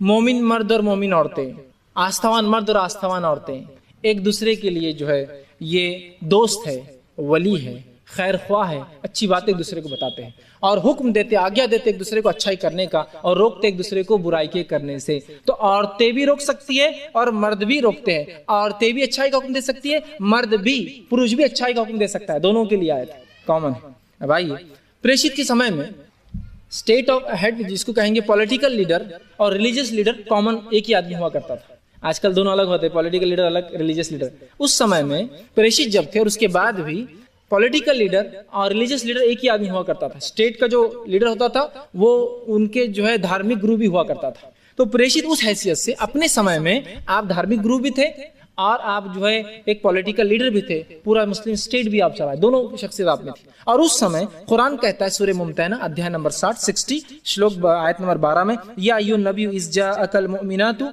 युबायिनका, ऐ नबी, ऐ प्रेषित, जब तुम्हारे पास मुसलमान औरतें आती है बैत देने के लिए। बैत जो होता था एक किस्म का वोट होता था कि ये आदमी को हमने मान लिया, और ये सिस्टम प्रेषित के बाद भी जारी रहा। जब प्रेषित के बाद की खलीफा जिसको कहते हैं, उनके बाद किसको चुना जाए उसके लिए दिया उसको बैत, कि आप बैत देते कि मैंने इसको चुन लिया और मेरा मत इसको है। तो औरतें जब मत देने आए, आपको अपनी सलाह देने आए, तो आप कबूल किया करो। औरतों को वोट देने का अधिकार 1450 साल पहले इस्लाम में, वोट देने का अधिकार, अपना मत दे सकती हो कि हाँ मुझे ये पसंद नहीं, इसको नहीं करना, इसको राइट नहीं देना है। और प्रेषित के बाद भी औरतें ये करती रही कार्य, मत देती रही। इसी तरह इस्लाम ने औरतों को लॉ मेकिंग प्रोसेस के अंदर ड्यू पूरा हक दिया कि वो कानून साजी के अंदर पूरा अधिकार है कि वो जाकर बात कर सकती है, और अगर उसकी बात सही है तो उसकी बात मानी जानी चाहिए। एक आपको एक वाक़या सुनाता हूँ, जो उमर इब्न खत्ताब रजी अल्लाह अन्हु, जो कि प्रेषित के बाद दूसरे नंबर पर आते हैं, खलीफा है मुसलमानों के, और खलीफा एक बहुत बड़ी पोजीशन रखता है याद रखिए इस्लाम में। ये पूरे मुसलमानों का एक लीडर होता है, याद रखिए। तो वो खलीफा थे और वो एक दिन खड़े हुए कहा, कुछ लोगों ने कहा हे उमर, लोगों ने मेहर के मामले में, जो लड़कियां थी मेहर बहुत डिमांड कर रही थी उस समय, तो इतना डिमांड कर रही कि हमारे लड़कों की शादी नहीं हो सकती उसकी। ये तो ऐसे ही हुआ जैसे आज लोग जो है जहेज डिमांड कर रहे हैं। औरतों को इस्लाम ने अधिकार दिया तो औरतों ने गलत फायदा उठा लिया और इतना मेहर बांधने लगी कि उमर के पास लोगों ने कहा, उमर ये मेहर बहुत हो जा रहा है, हमारे लड़के कुंवारे रह जाएंगे, शादी नहीं होंगी। तो उमर एक दिन खड़े हुए कहा, तो बड़ा मसला है ना, जैसे आजकल जहेज में लोग बिल्कुल ऐसा कर रहे हैं कि लड़की की शादी नहीं हो रही, तो तब मेहर में कर रही थी लड़कियां, अपना अधिकार का फायदा उठा रही थी। तो उमर से कहा कि कुछ तुम तय कर दो, जरा कम, लिमिट कम कर दो उसकी।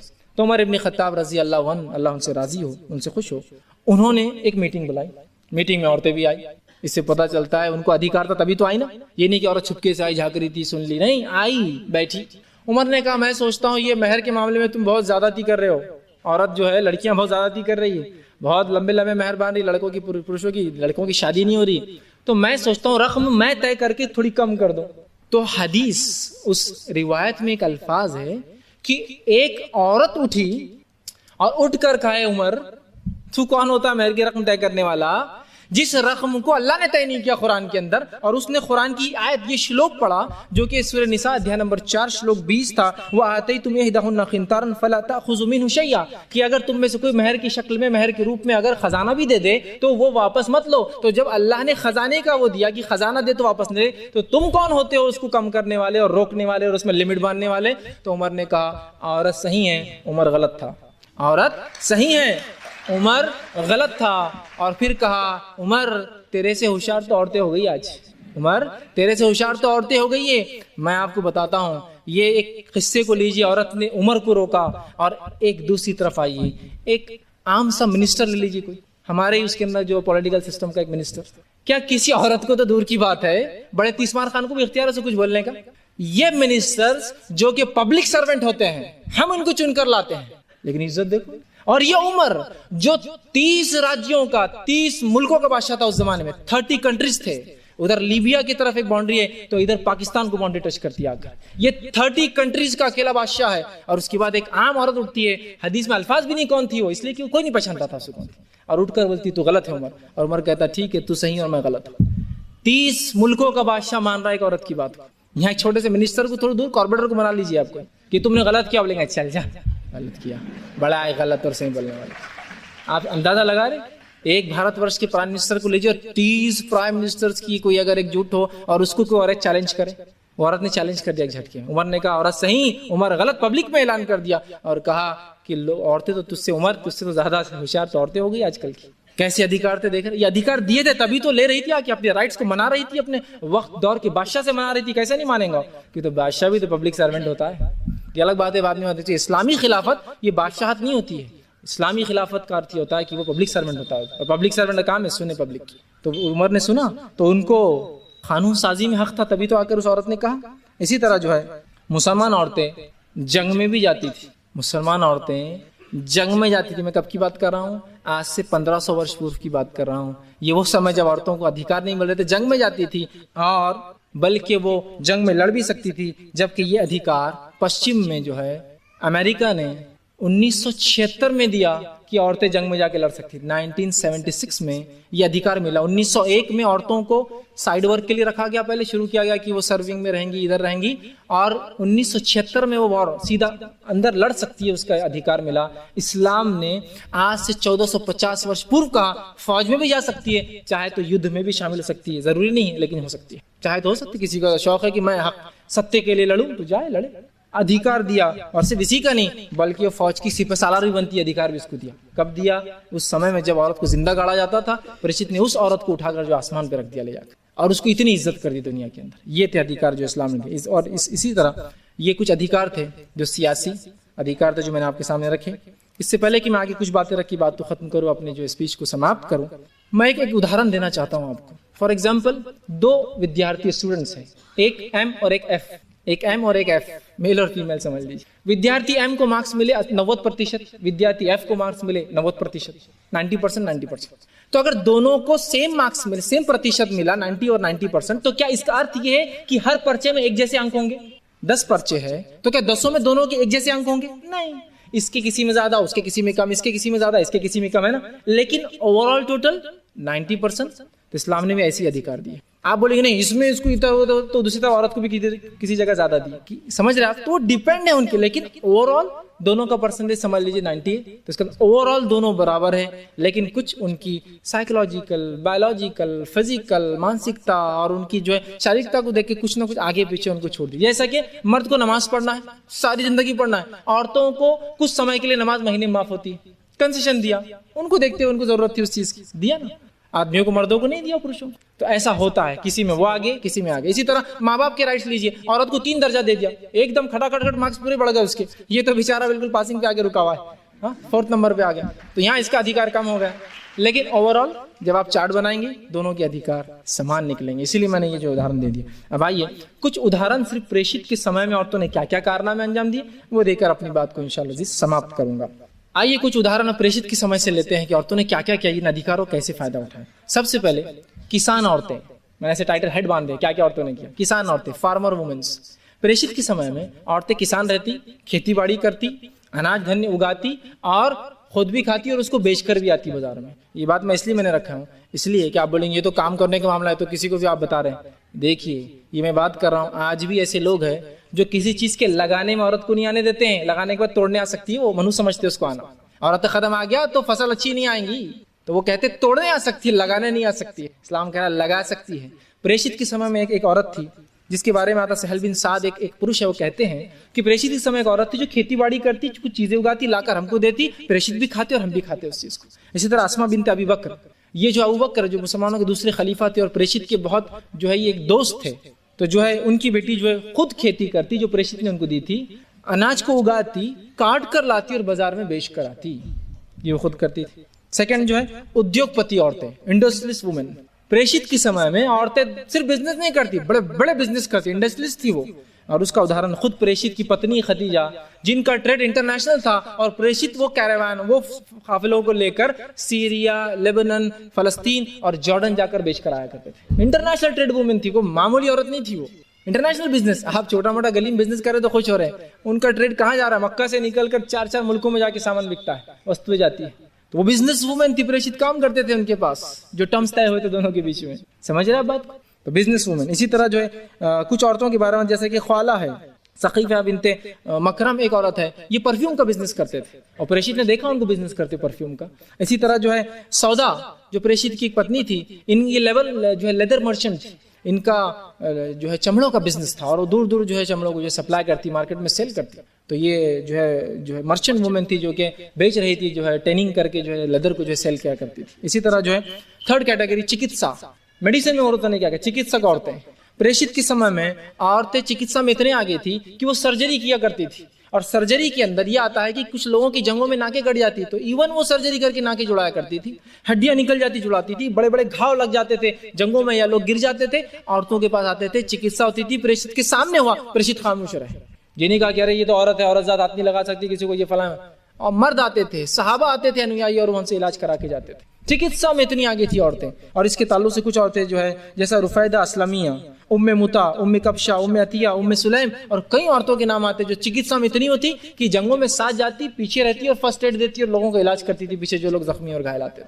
चिकित्सा में जो इतनी आगे। इसी तरह जो है राजनीति में औरतों ने क्या किया, मुसलमान बहुत से लोग होते राजनीति में, तो तुम कहीं भी नहीं दिखते, राजनीति मुसलमान औरतें ने, वैसे तो अभी मर्द ही नहीं दिखते तो औरतें कहाँ से दिखेंगी, तो यहाँ तो मसला ये है, जहाँ होती है वहाँ की बात करेंगे, ठीक। तो राजनीति में औरतों ने क्या क्या किया, देखिए आइए, राजनीति में औरतों ने क्या किया प्रेषित के समय में। उम्मे सलमा ये प्रेषित की पत्नी थी, और एक बार जब प्रेषित अपने अनुयायियों के साथ हज उम्रे के लिए गए थे और मक्का के वासी उन्होंने आने नहीं दिया, कहा तुम मदीना के हो, मक्का से तुम्हारे जंग थी, हम नहीं आने देंगे, और कहा एक जो मुआहिदा करो, एक ट्रीटी करो और अमन कायम कर लेंगे और ये साल वापस जाना। प्रेषित के अनुयायियों ने, सहाबा ने कहा हम लड़ेंगे। प्रेषित की पत्नी जो साथ में थी उम्मे सलमा, कहा हे प्रेषित, ये अमन का सौदा कर लो आप, ये हुदैबिया एक मुकाम पे हुआ, कहा साइन कर लो इसको, ये शर्त मान लो आप इनकी। सारे जो है सहाबा खिलाफ थे, लेकिन प्रेषित ने कहा ये राय अच्छी लगती है सौदा, और आपने अगर वो अमन का पैगाम मान लिया और वो मुआहिदा हो गया। हालांकि सारे सहाबा नाराज, 1500 सहाबा नाराज थे उससे, 1500 मर्दों के पुरुषों के खिलाफ एक स्त्री की बात मानी गई, क्योंकि वो होशियारी बात कर रही थी, वैसी बात कर रही थी जो लॉजिकल थी उसके पीछे, कि अमन कायम होगा तो समाज के अंदर झगड़ा नहीं होगा तो बहुत सारे कार्य होंगे, अमन नहीं होगा तो बहुत सारे कार्य नहीं कर सकते, और प्रेषित ने साइन किया उसको। आइए दूसरा, फातिमा बिन्त कैस, ये एक ऐसी औरत थी कि जब प्रेषित के बाद खलीफा चुने गए और हजरत उमर की वफात, उनको शहीद किया गया, उनको मारा गया, कत्ल किया गया उनका, तो जब इनकी वफात हो रही थी उन्होंने कहा 6 लोग मिलकर अगला लीडर चुनेंगे मुसलमानों का, क्योंकि मुस्लिम लीडरशिप जो है वो बर्थ से नहीं आती है, वो क्वालिटीज से आती है। तो अगला लीडर 6 लोग मिलकर वो तय करेंगे, लेकिन जिसके घर में तय करेंगे फातिमा बिन्त कैस के घर में करना और उसकी बात भी मानना उसके अंदर। ये एक औरत थी। और अब्दुर्रहमान इब्न औफ जो एक अनुयायी थे, सहाबा थे रजी अल्लाह अन्हु, उन्होंने जब 6 ने तय कर लिया तो फातिमा से कहा तुम अपनी राय भी दो, इसलिए कि हमको कहा गया था तुमसे पूछो, और इन्होंने भी अपनी राय दी कि जो है उस्मान ये एक अच्छे इंसान है। और फिर थर्ड लीडर चुने गए उस्मान इब्न अफ़्फ़ान। ये क्या औरतों का मुकाम नहीं था, ये क्या सियासत नहीं थी उनकी, ये क्या पॉलिटिक्स में नहीं थी कि इतने बड़े डिसीजन के अंदर शामिल है। मैं अगर उस उदाहरण को अगर यहाँ का कोई एग्जाम्पल कोट करूँ आज के समय में समझने के लिए, तो ये age equivalent to age selection of pope था, और सिलेक्शन ऑफ पोप के अंदर एक औरत थी। एज सिलेक्शन ऑफ पोप में औरतें नहीं होती, एज इक्विवेलेंट। ये जो मुसलमानों का, क्योंकि अभी मैं एग्जाम्पल इसलिए दे रहा हूँ कि पोप भी एक रहनुमा होता है, एक लीडर होता है चर्च का, तो कैथोलिक चर्च का वो हेड होता है, उसको चुना जाता है, और वो भी कैरेक्टर से चुने आता है, वो नस्लों से नहीं आते हैं। उसी तरह मुसलमानों में होता है। तो एज इक्विवेलेंट आज के उदाहरण के लिए दे सकता हूँ कि सिलेक्शन ऑफ पोप के अंदर एक औरत थी, सिलेक्शन प्रोसेस के अंदर थी। कितना मतलब दबदबा, रोब और समझ होंगी इस औरत की कि उससे मशवरा लिया जा रहा है क्या करना है। आइए एक और उदाहरण लीजिए, शिफा बिन्त अब्दुल्ला, इनके ताल्लुक से आता है। एक नौजवान लड़की थी, रसूल के ज़माने में सहाबिया थी, और प्रेषित की जाने के बाद उमर इब्न खत्ताब के दौर में मदीना अरब देश का सबसे बड़ा सिटी था, और उसका मार्केट सबसे बड़ा मार्केट था, सबसे बड़ा ट्रेड सेंटर था दुनिया का मदीना। और उस मदीना के ट्रेड सेंटर पे एडमिनिस्ट्रेटर की हैसियत से शिफा बिन्त अब्दुल्ला को रखा गया। ये पूरे अकाउंट्स की कंट्रोलर थी, पूरे मदीना के मार्केट के अकाउंट्स कंट्रोलर ये एक औरत थी, और पूरा जीवन ये काम करती रही।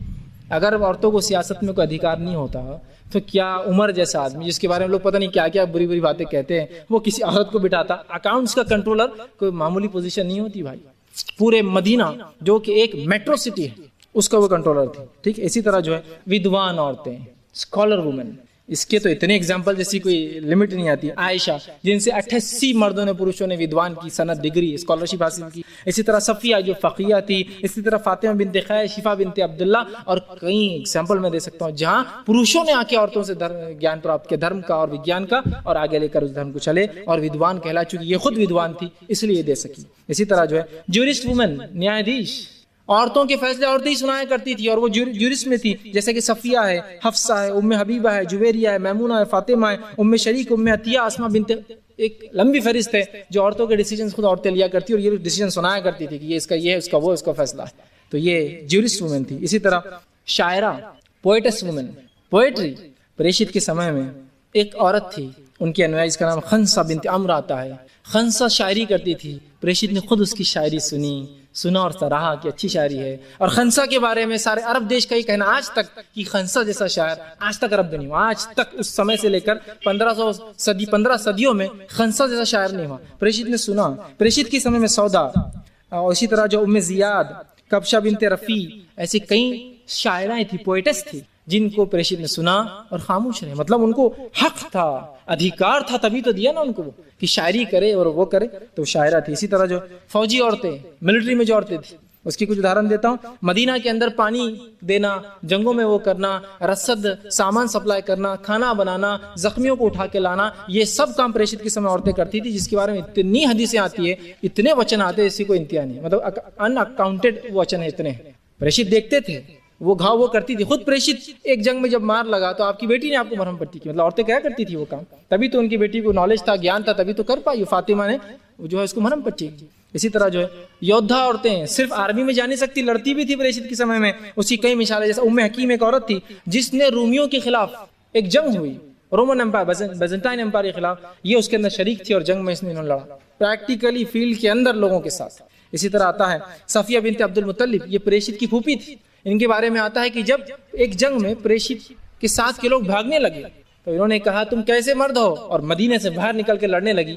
लोगों को देख के शर्म आई और वो आगे गए फिर लड़ने के। इसी तरह आता है उम्मे अम्मारा के बारे में एक आता है, एक सहाबिया थी, प्रेषित का खुद वचन है, इब्ने माजा की एक हदीस है, वो कहते हैं जंग ओहद जिसमें प्रेषित को घाव लगे, वो अपने घोड़े से गिर गए थे, आपके पास कुछ सहाबा, कुछ प्रेषित के ऐसे अनुयायी जो मेल थे वो थे, और वो कहते हैं जब मैं सीधे तरफ देखता और कोई दुश्मन आता तो वहां उम्मे अम्मारा होती, जब मैं उल्टी तरफ देखता और कोई दुश्मन आता तो वहां उम्मे अम्मारा होती, जब मैं पलटता और कोई दुश्मन आता तो वहां उम्मे अम्मारा होती। मतलब मर्दों के साथ वो भी खड़ी थी वहां, और प्रेषित की हिफाजत के लिए, सत्य के लिए वो जो लड़ रहे थे, उस सत्य के बचाने के लिए, अपने लीडर की हिफाजत के लिए वो कहते मैं जहां देखता ही भागते आकर मेरे सामने खड़ी होती और दुश्मन से मेरा बचाव करती, मेरी सुरक्षा में लगी थी।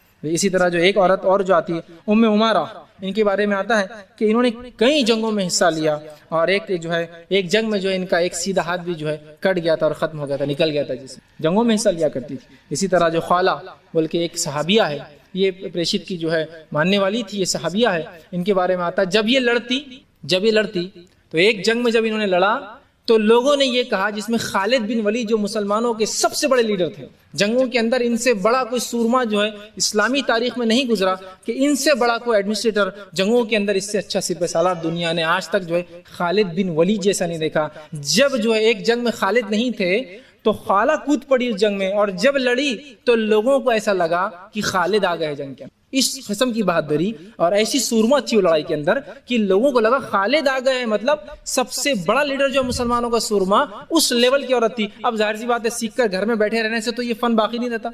आप तो गाड़ी चलाना भी सीख कर घर में बैठ जाते भूल जाते हैं। ये प्रैक्टिस करती होंगी, लड़ती होंगी, तैयार होंगी जिसमें, जब ही तो कूद पड़ी है मैदान। समझ रहे हैं बात? तो ये सिर्फ वॉरियर वुमेन्स लड़ती थी जाकर। इसी तरह सुलेख, वो औरतें कैलीग्राफी करती थी। और क्या कैलीग्राफी करती थी मालूम आपको? सुलेख ये कुरान लिखती थी अच्छे अच्छे तरीकों से ताकि लोग इसको पढ़े। ये वो समय था जब धार्मिक ग्रंथ को औरतों को हाथ लगाने की अनुमति नहीं थी, ये लिख लिख कर दिया करती थी। लिख रही है कैलीग्राफी में, लोग पढ़ रहे हैं। इसके बारे में आता सित नसीम, ये अब्बासी खलीफा के दौर में एक औरत थी जो बहुत सुलेख थी, लिखती थी। इसी तरह जो अन्नुद्दार, स्पेन की एक औरत थी जो बहुत खूबसूरत अरबी लिखती थी, जिसकी लोग कुरान पसंद करते थे। लुबना बोल के एक आता है जो अब्बासी खलीफा अल मुंतसिर की जो है सेक्रेटरी थी, और वो ऐसा कुरान लिखती थी, ऐसी शायरी कि जो है लोग उससे परेशान हो जाते थे कैसी है। इसी तरह आखिरी पॉइंट मेरा जो रहेगा इसमें औरतों में, वो है शिक्षाविद, एजुकेशनिस्ट। सिर्फ एजुकेशन नहीं दे रही, एजुकेशनिस्ट समझते थोड़ा फर्क है, स्कॉलर होना और एजुकेशनिस्ट होना। एजुकेशनिस्ट वुमेन, इसके बारे में आता है आयशा रजी अल्लाह अन्हा, एजुकेशनिस्ट वुमेन, 88 स्कॉलर्स प्रोड्यूस की। सफिया रजी अल्लाह अन्हा, 32 स्कॉलर्स आपने पैदा किए। और एजुकेशन के अंदर आपको पता है सबसे पहली विद्यापीठ किसने डाली, यूनिवर्सिटी किसने कायम की? हाँ, ऑक्सफोर्ड या कैम्ब्रिज में से कोई एक होंगी।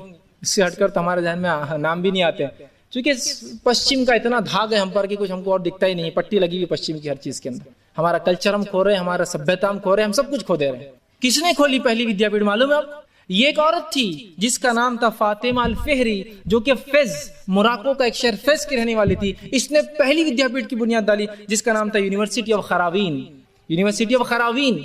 और ये यूनिवर्सिटी की खास बात क्या है मालूम आपको?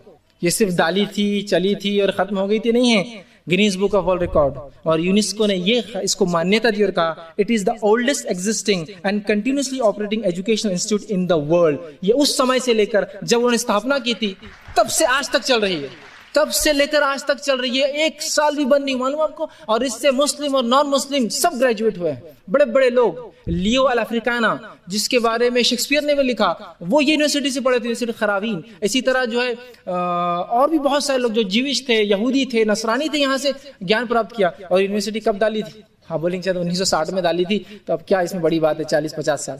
कब डाली थी मालूम आपको? 859 क्रिश्चियन एरा, 859, आज से 1160 साल पहले। और ये यूनिवर्सिटी 1160 साल से उसी जगह चल रही है और आज तक चल रही है। लॉन्गेस्ट टर्म से सर्व करी ह्यूमैनिटी को, सबसे पुरानी यूनिवर्सिटी और आज तक चल रही कंटिन्यूसली। तो Guinness book of world record UNESCO को इसको अवार्ड देना पड़ा। नेट पे जाइए सर, विकिपीडिया में डालिए यूनिवर्सिटी ऑफ खरावीन, आपको मिल जाएंगे वर्ल्ड्स फर्स्ट यूनिवर्सिटी मिल जाएगा। फातिमा अल फहरी ने डाली थी जिसको ये मिला। It is the oldest existing and continuously operating educational system in the world. ये इसको मान्यता जो है गवर्नमेंट की तरफ से और यूनेस्को की तरफ से मिली है। तो ये थी कुछ उदाहरण जो प्रेषित के समय से, उनके जीवन से और उस जमाने से मैंने लिए। आखिरी बस 5 छोटे छोटे पॉइंट रख के चला खत्म करूंगा। ये लेकिन गलत धारणा आई कहां से, फिर इसके रीजंस क्या है, ये मिसकंसेप्शन डेवलप कैसे हुए, उसके बारे में 5 ऐसे कारण मुझे मिले जिन कारणों की वजह से शायद ये मिसकंसेप्शन आज डेवलप हुए और आज इतनी गलत धारणा इस्लाम और मुसलमान और औरतों के अधिकार के बारे में। पहला, अज्ञानता, लैक ऑफ नॉलेज। कुछ मालूम नहीं, बकते चले, कुछ मालूम नहीं इस्लाम के बारे में, बस मुंह खोल दिया। इस्लाम में मुस्लिम औरतों क्या, हाँ कुछ भी नहीं है। आप कौन होते बोलने वाले? क्या आपने पढ़ा, अध्ययन किया? उसकी जरूरत क्या है हमको? बोलने के लिए जरूरत थोड़ी होती है, बोल दिया। लैक ऑफ नॉलेज फर्स्ट कारण जो है, जो इस्लाम के बारे में गलत धारणा और औरतों के अधिकार के बारे में। पहला, लैक ऑफ नॉलेज, ज्ञान नहीं है। सेकंड रीजन कारण, मीडिया का मिस रिप्रेजेंटेशन। मीडिया रिप्रेजेंट नहीं कर रहा राइटली क्या होना चाहिए, मिस रिप्रेजेंट कर रहा है। कोई घटना गलत होती है तो फ्रंट पेज पे, अच्छी होती है तो छोटा सा लिखा हो कुछ तो एक अच्छी घटना हुई। Miss representation. वहां क्यों प्रेजेंट नहीं कर रहे? आपकी एक मुसलमान औरत को नहीं पढ़ने दिया गया पूरी स्टोरी कवर पेज पर, इतना जुल्म हुआ, इतना सितम हुआ पति ने, पिता ने और ये सब। एक मुसलमान औरत पीएचडी होगी, उसका कभी क्यों नहीं छपता कि ये देखो विद्वान औरत होगी, पीएचडी कर ली, डबल पीएचडी होगी, डॉक्टरेट, पोस्ट डॉक्टरेट, ये वहां सब मामला बंद है, खामोश। एज दो की कोई मुसलमान पढ़ते नहीं इसलिए तो वहां तक जाते नहीं, सर नहीं है। तो दूसरा, media misinterpretation. Third reason, सुनी सुनाई बातों पर मान लिया। इन्होंने बोला ऐसा अधिकार इस्लाम में नहीं, अच्छा नहीं होंगे। इन्होंने कहा ऐसे, हाँ नहीं होंगे। सुनी सुना, रूमर्स, इसको ध्यान मत दीजिए, याद रखिए, आपको जानने की जरूरत है। चौथी चीज, अगर हमारे पास नहीं है तो इनके पास भी नहीं होगा। कुछ लोगों ने, सभ्यताओं ने ये सोच लिया, कुछ कल्चर ने, हमारे कल्चर में नहीं है तो इनके पास भी नहीं होगा, पश्चिम में नहीं है तो इनके पूरब में भी नहीं होगा इनके पास। समझ रहे आप? वेस्ट का एक सोच ये है कि हमारे पास जो नहीं है, दुनिया में किसी को कुछ नहीं मिला आज तक, क्योंकि उन्होंने सबको दिया है। तो अगर हमारे पास नहीं है तो आपके पास भी नहीं होगा। तो अगर हमारे धर्म में नहीं है, हमारी सभ्यता में नहीं, तो मुसलमानों के पास भी नहीं, उनके धर्म में नहीं होंगे, क्योंकि हम सबसे एडवांस है। तो मुसलमान कहां से फिर हमारी बराबरी करते हैं? तो बस हमारे पास नहीं तो आपके पास भी नहीं होगा। ये बहुत बड़ा मसला रहा। और फिफ्थ रीजन, कारण जो हो सकता है वो ये है, अगर कुछ ज्ञान है भी तो पूरा नहीं है, थोड़ा बहुत बस सुन लिया, अच्छा ऐसा, हाँ चलो इतना अच्छा है मुसलमानों, अच्छा इतना अच्छा है। देखिए रूल ये है कि हर आदमी इनोसेंट है जब तक कि वो गिल्ट उसकी या उसका जो है उसकी गलती साबित ना हो। हमारा रूल हो गया ये बहुत से लोगों का इस्लाम के प्रति कि हर चीज गलत है जब तक कि सही साबित ना हो। रूल क्या होना चाहिए कि एक इंसान इनोसेंट है जब तक कि वो गिल्ट प्रूफ ना हो। हमारा रूल ये हो चुका है कि ये गिल्ट है जब तक इनोसेंट प्रूफ ना हो। ऐसा होता है क्या? आप ही वो दुनिया में तो आप ये मानते हैं कि जब तक खान साबित ना हो सजा नहीं दी जाएंगी। यहाँ आप सजा सुना दे रहे हैं पहले कि मुसलमान ऐसे, इस्लाम ऐसा। ये ऐसी बात नहीं है। कुछ ऐसे हो सकते हैं लोग जो नहीं देते होंगे, लेकिन ओवरऑल ऐसा मामला, ऐसे हालत नहीं है। तो अगर कुछ ज्ञान है भी तो वो मिस इन्फॉर्मेशन है, राइट काइंड ऑफ इन्फॉर्मेशन नहीं है। तो बस मैं अपनी बात को खत्म करूंगा। आप तमाम से अनुरोध करूंगा, अपील करूंगा, गुजारिश करूंगा, मुसलमानों से भी, नॉन मुस्लिम से भी, कि कुरान का अध्ययन कीजिए, कुरान को पढ़िए और उसको हमारे गैर मुस्लिम भाइयों तक पहुंचाइए। तभी तो ये गलत धारणा है जो उनके जहनों में आ गई वो निकल पाएंगी। अगर हमने ऐसा ना किया तो नुकसान आज भुगत रहे हैं, कल और नुकसान इसका हमको ज्यादा भुगतना पड़ेगा। याद रखिए ये बात मैं क्यों कह रहा हूं। जब दो पड़ोसी साथ रहते और बात नहीं करते हैं, उससे गलत धारणा बहुत पनपती है। और फिर अगर कुछ होता है, हालत तो ये है कि अगर मुझ जैसा आदमी, मैं बहुत सी बार सफर पर जाता हूँ, ट्रेन प्लेन में चढ़ जाए तो बहुत से लोग दुआ शुरू कर देते कि अब ये प्लेन लैंड होता है, या कल पेपर में प्लेन बिल्डिंग में, प्लेन यहाँ दुआ मैंने देखा हूं, या कुछ लोग देख के अरे बाप रे, मतलब एक मुसलमान आ गया प्लेन में, फर्स्ट क्लास के अंदर मुसलमान, वो खतरनाक बात है। गलती से नहीं आ गया, गलत टिकट तो नहीं लिया उसने, क्या मामला है इसका? ये मेंटालिटी लोगों की बन चुकी है। लोग आपको कॉर्पोरेट सेक्टर में देख के बोलते हैं इनकी जरूरत है कि यहाँ लेके, क्यों आ गई मुसलमान यहाँ, इनकी क्या नीड थी यहाँ? तो मैं कहता हूँ सबसे पहले ऐसे लोगों से कि देखो मुसलमान इस भारतवर्ष का 15% है, और अगर किसी एक व्यक्ति का 15% अंग खराब होना, उसको बनाने की जरूरत है। उसको ये बोलने की जरूरत नहीं मेरा ये हाथ पैर खराब है, हाथ पैर खराब है, इसको रिपेयर कैसे करना उसकी बात की जाए, क्योंकि तो ये अंग है, ये हिस्सा है। मुसलमान इस देश को छोड़कर जाने वाले नहीं है। जो पार्टीशन में नहीं गए आप क्या जाएंगे? पार्टीशन में हमको खुला मौका था, जब हम नहीं गए तो आज क्या जाएंगे इस देश को छोड़ने? ये देश हमारा है, जितना दूसरों का उतना ही हमारा है, लेकिन जरूरत है बताने की, तो हम बताते नहीं है तो मिसकंसेप्ट होते। तो मैं आपका पड़ोसी हूँ, कुछ बोलता नहीं और बात नहीं करता हूँ, बताता नहीं हूँ। एक दिन मेरे जैसे आदमी हूँ, दाढ़ी है, टोपी रखता और धमाके की आवाज है धम, तो पड़ोसी पहले फोन लगाएगा कि मेरे प्रोटेक्शन को एटीएस को भेजो इधर और मिलिट्री को भेजो, इसलिए कि बाजू आतंकवादी हमला हो चुका है, क्योंकि मैं बात नहीं करता हूँ। सेकंड केस, मैं आपसे बात करता हूँ, वार्तालाप होती है, क्या चल रहा है, मैं औरंगाबाद से आया हूँ, ये करता हूँ वो करता हूँ, बिजनेस से फला है, और मेरे घर में धमाका होता है, सबसे पहले आप भाग कर आएंगे मुझे बचाने के लिए। क्यों? इसलिए कि मेरे भाई को कुछ हुआ है ना। बात नहीं करने से गलत धारणाएं बढ़ती है, बात कीजिए, मुंह खोलिए। तो ये अनुरोध मैं करूंगा गैर मुस्लिमों से भी, मुसलमानों से भी, कि कुरान का अध्ययन कीजिए। और गैर मुस्लिमों के लिए अल्हम्दुलिल्लाह तमाम प्रशंसा ईश्वर के लिए है, हमने ये चीज़ वो की कि आज की हद तक गैर मुस्लिमों के लिए कुरान का मराठी भाषांतर, मराठी ट्रांसलेशन फ्री है। जो भी नॉन मुस्लिम भाई और बहनें यहाँ मौजूद हो, जाते वक्त जरूर जो है कुरान का अरबी भाषांतर ले जाए, ताकि आप देखें तो सही वो किताब क्या कहती है। और ये किताब मुसलमानों की नहीं है, सारी मानव जाति के लिए भेजी गई किताब है, पढ़कर देखिए। और अगर आपको फिर ऐसा मुसलमान मिले जो स्त्री के अधिकार नहीं देता, तो ये मत बोलिए कि तुम्हारे धर्म में नहीं है या इसके धर्म में नहीं है, ये कहिए कि तुझे देना पड़ेंगे, इसलिए कि तेरे धर्म में ये अधिकार है, पहले से ये है तेरे धर्म। तो ये एक अच्छा मौका है, आप ज़रूर इसका अध्ययन कीजिए। इसी पर अपनी बात को ख़त्म करूँगा। वाखिर दावाना अल्हम्दुलिल्लाहि रब्बिल आलमीन, सुब्हान रब्बिका रब्बिल इज़्ज़ति अम्मा यसिफून, व सलामुन अलल मुरसलीन, वल्हम्दुलिल्लाहि रब्बिल आलमीन।